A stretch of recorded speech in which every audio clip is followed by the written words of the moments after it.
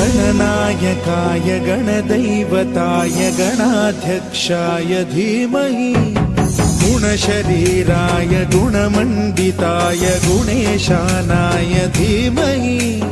गुणातीताय गुणाधीशाय गुणप्रविष्टाय धीमहि एकदन्ताय वक्रतुण्डाय गौरीतनयाय धीमहि